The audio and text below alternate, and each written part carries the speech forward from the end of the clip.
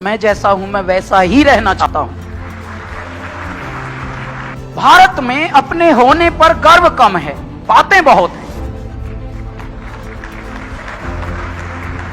यदि हम अपने होने पर गर्व आज से ये तय कर लें कि भैया मैं किसी भी अवस्था में हूं, किसी भी आयु में हूं, किसी भी पद पे हूं, किसी भी कद पे हूं, यदि मैं अपने होने पे गर्व कर लूं, अपने बनाने वाले पर गर्व कर लूं, अपने माता पिता पे गर्व कर लूं, अपनी भाषा पे गर्व कर लूं, तो मेरा जीवन सफल है।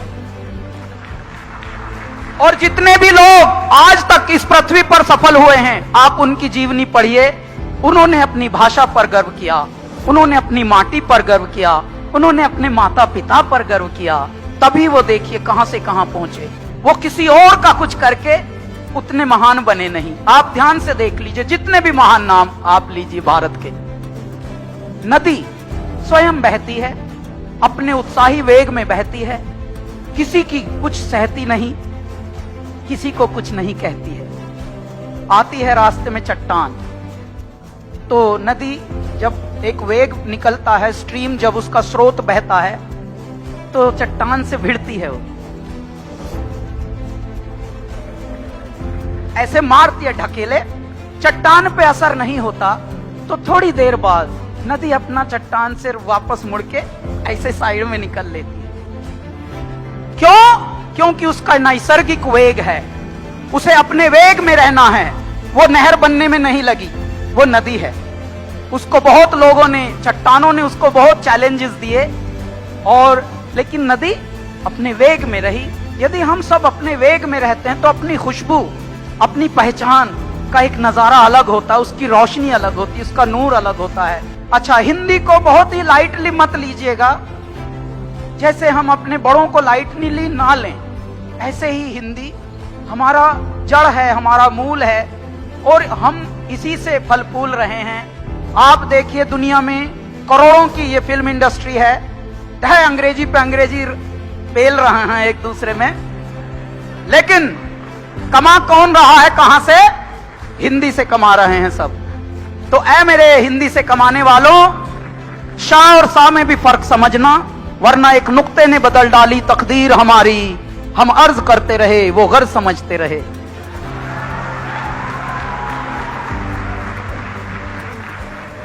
वहां से यात्रा शुरू हुई अल्लाह के बंदे से, और आज एक फिल्म में हमने गाना गाया, बाहुबली। देखिए, अभी 14-15 ही साल हुए हैं जिंदगी को। बाहुबली में संस्कृत के वाच हो रहे हैं, संस्कृत के श्लोक गाए जा रहे हैं, वो भी श्रृंगार रस में, जिसे रोमांटिक कहते हैं अंग्रेजी में, रोमांस, रोमांटिक सॉन्ग्स, उनमें संस्कृत। ये है हिंदी का प्रभाव और हमारी मूल भाषा संस्कृत का प्रभाव।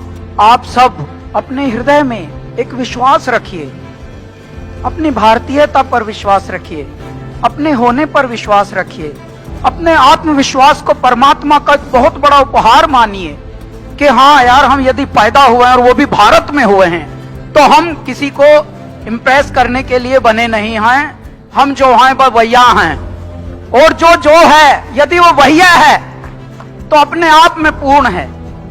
आप समझिए, प्लीज झूठ बोलना बंद कर दीजिए सुबह से शाम तक। How are you? I am fine. बिल्कुल गलत है। Don't be sensor. सेंसर मत बनिए कि गाड़ियों के पास कोई आएगा चू चू चू करेगा।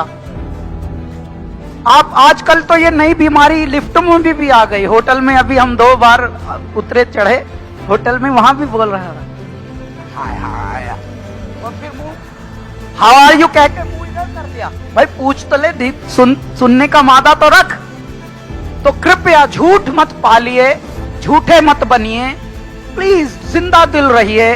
और जिंदा दिल वही रह सकते हैं जिनको आत्मविश्वास से परिपूरित जीवन मिला हो।